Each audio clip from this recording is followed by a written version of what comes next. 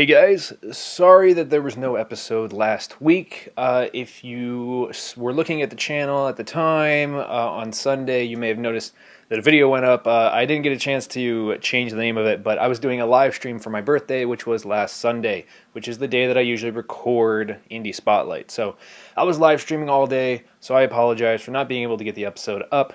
But we are back this week with a whole bunch of new content and some really awesome stuff that is coming out right now. So, this is Indie Spotlight.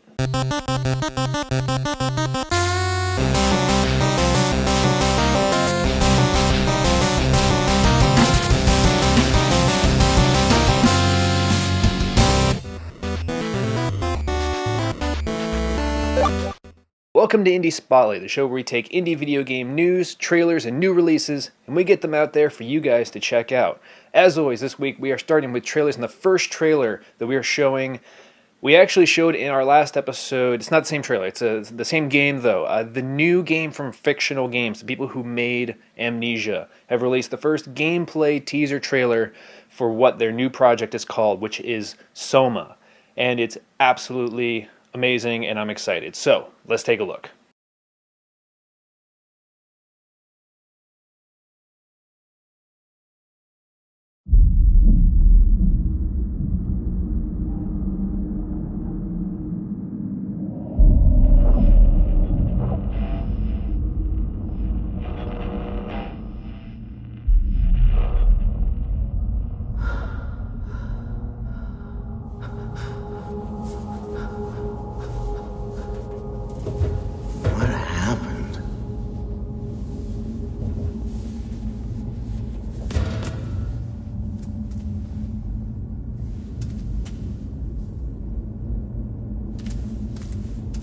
My God. Rasnik.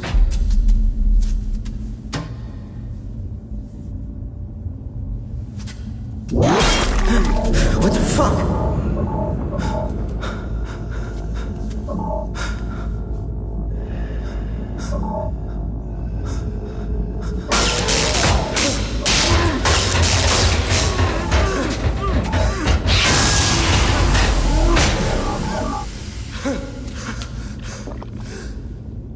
He was still alive.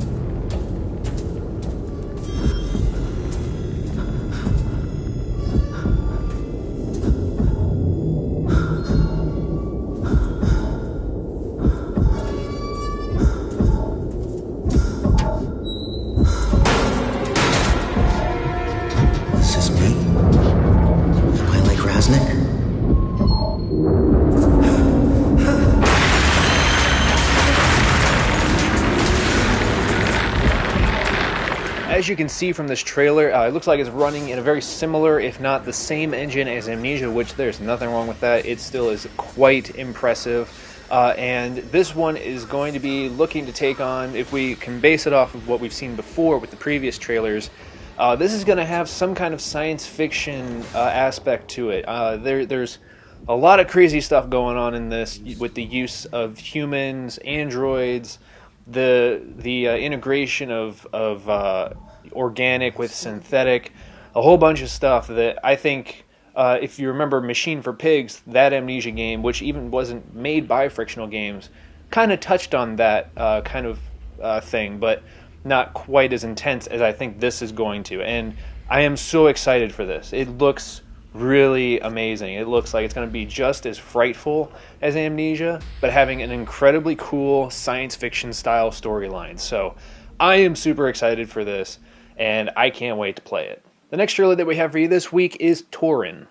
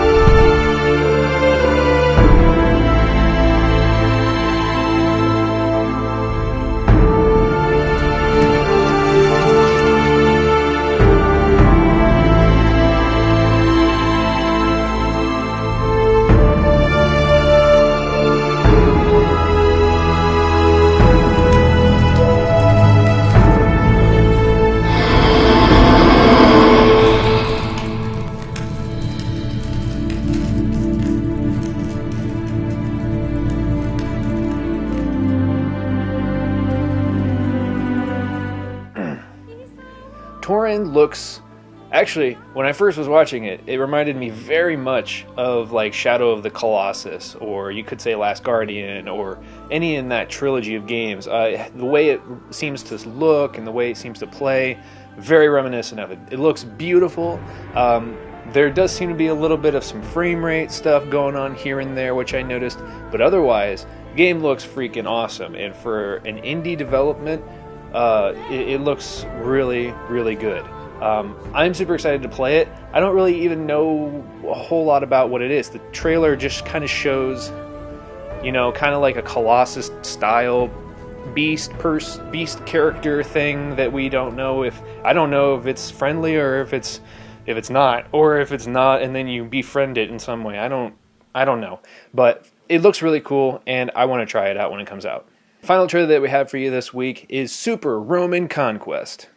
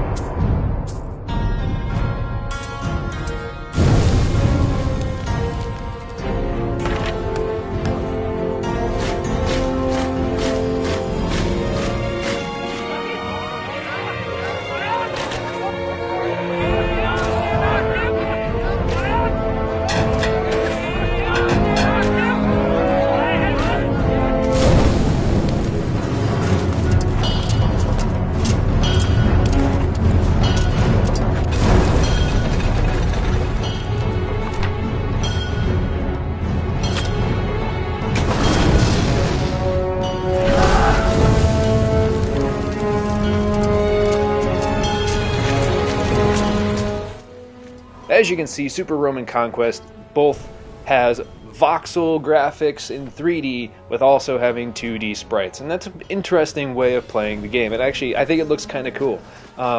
The whole environment and how it works and everything looks really interesting, as well as it being an RTS style game. I grew up playing a lot of RTS games like Command and Conquer, Red Alert, especially Red Alert 2. Love those kind of games. So if you're taking that kind of style of gameplay but making more of a side-scrolling 2.5D style game, which lets you go back into the background and forward into the foreground, that could be very cool. So hopefully this game turns out to be really amazing. The first bit of news that we have for you this week is a bit of some sad news. I'm sure most people have heard about the whole debacle that happened with Dark Matter. If you don't know what Dark Matter is, it's an indie game that released over on Steam and GOG as well. And people played the game, they downloaded it, they played it, and soon found out that the ending of the game kind of just cut. And it turned out that the company that made Dark Matter had been doing a Kickstarter to try and raise money so that they complete the game, and they didn't reach their Kickstarter goal. So with whatever money they had left, they had to try and make the game, and they ended up having to basically cut the ending. So the game just kind of just stops. The game has since been pulled from Steam, and you can get refunds through GOG. I don't know if you can get refunds through Steam. I don't know. I didn't look. But there's a bit of a thing going on here where this team that's been working years on this project, and invested so much of their money and resources and lives into this project, weren't able to finish it. So the idea is, what were they going to do? Were they going to just scrap it and go nowhere? There's an interview that the development team did. I will link it below, where they basically said our choices were to try and finish what we had or to scrap it. And while they are very unhappy with the fact that they released this game without the ending. And they're going to try and finish it, by the way. They're going to try and finish it. So if you have gotten the game and you've been displeased, but you want to see the ending, they're working on it. Hopefully it will be out in some time.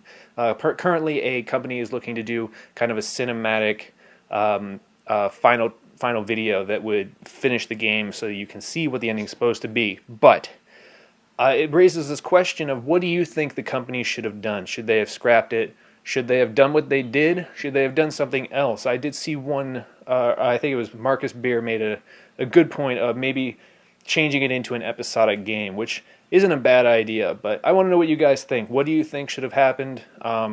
If you've played Dark Matter, what did you think of the game? And what were your thoughts on what happened when you found out that there was no real ending? Leave your comments below. So with Halloween only a couple of days away, Slender the Arrival is making its way to Steam. And guess what? It's out today. The game will be having some updates as well for anybody who bought the game previously. You can get those through the patch uploader, but you can also get the game free on Steam if you've paid for it already. If you guys have already purchased Slender the Arrival like I did, you can actually use your license key, enter that into Steam through the code activation, take away the hyphens, and you should get access to the game. I had to try it a couple of times. For some reason it didn't go through the first time, but second time through or third time it worked. So make sure you just copy paste and then get rid of the hyphens, and you should be able to get a free copy of Slender the Arrival on Steam. But again, these guys are going to be having some updated content specifically for Halloween. We don't know if it's going to be a new character or what it's going to be. There's some speculation on whether it could be one of the characters that was in the game, only mentioned in a note, not CJ or CR. But could be a different person who had, if you look in your notes in Slender the Arrival, there's a certain note that has the date October 18th on it. So people are speculating it's the person associated with that note. We don't know until today. I don't know yet, but you guys will know if you play Slender the Arrival now, because it's out now. Yeah. Anyway, so yeah, you guys can go check that out. I'm going to probably be playing through it as a special Halloween thing, so you guys can check that out over on my channel on the 31st. All right, new releases this week. We have The Last Door Part 4.